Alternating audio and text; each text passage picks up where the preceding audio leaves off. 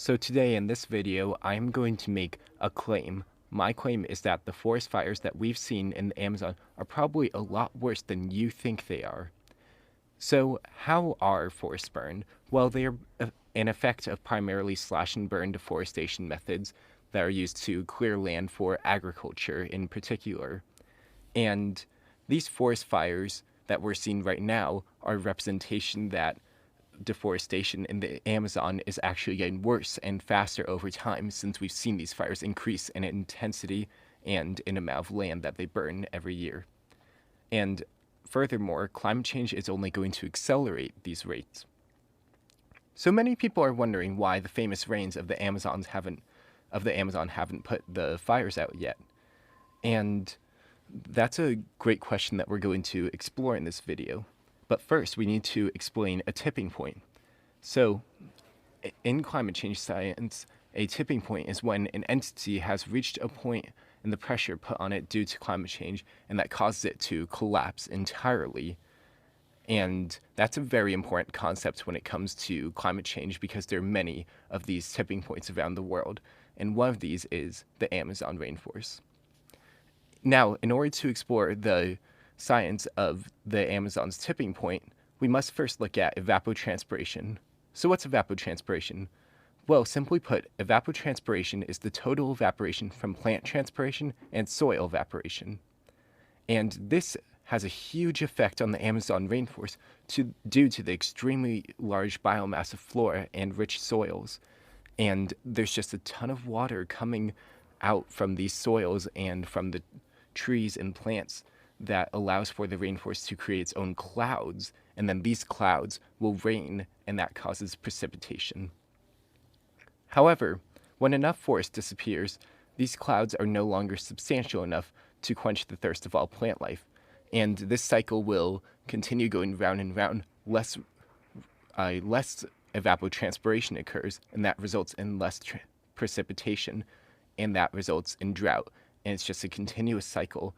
And these droughts make the forest much more vulnerable to fires, which results in a lot of burning, and that continues the cycle of forest fires and causes it to spin out of control. Right now, we're seeing the very, very beginning of that cycle, or warning signs of such a cycle.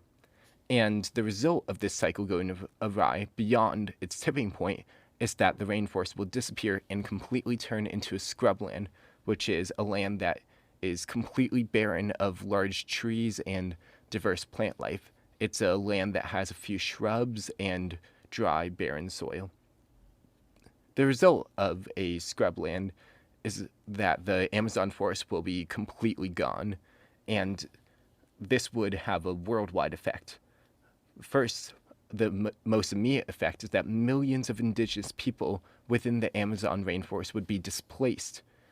Jair Bolsonaro, the president of Brazil, sees this as an opportunity to urbanize the rainforest and its communities, and he supports the deforestation of the Amazon.